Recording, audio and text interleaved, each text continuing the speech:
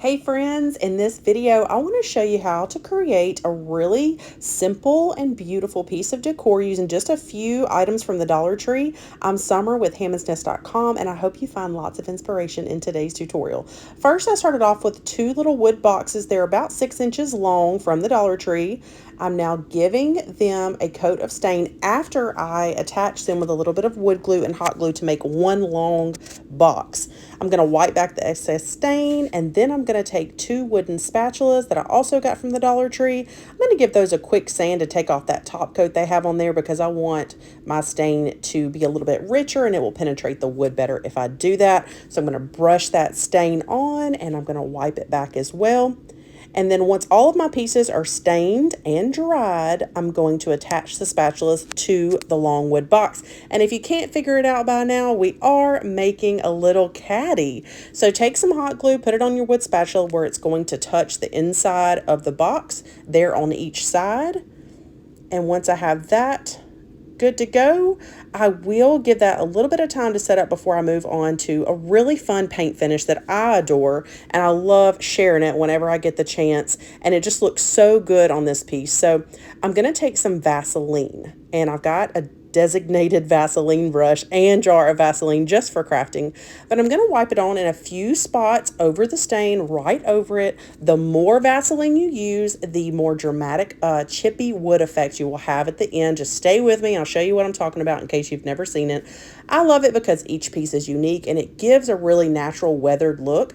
And so I'm going to go for a dramatic effect here because I want you to see just how cool this is when we do take the final step of scraping that Vaseline off.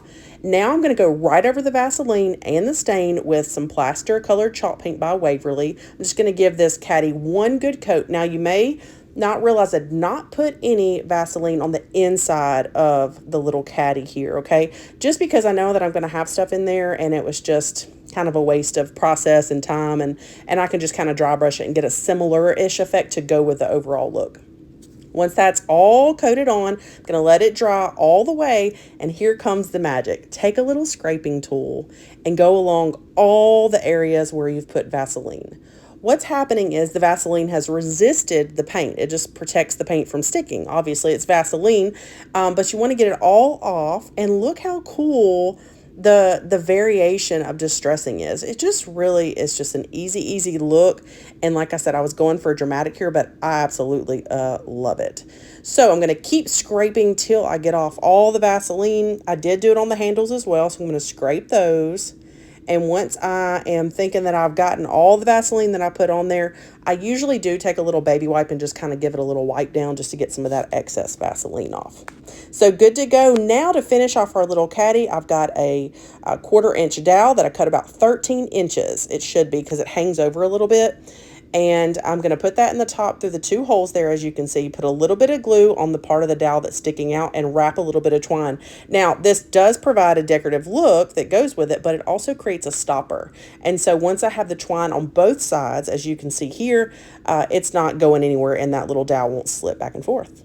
What do you think? Look how pretty. I'm going to show you a few different ways that I have staged this just to give you some ideas, get those creative juices flowing. I just hope you're inspired to make one. Paint it however you like, whatever your favorite finish could be. And look how beautiful. These spring flowers, I gave you a couple different looks of those. And even succulents with Spanish moss with a little banner hanging, and for the 4th of July. Look, the possibilities are endless. Please let me know what you think about this one and if you plan on giving it a try. Thanks for watching. Visit hammondsnest.com for even more ideas.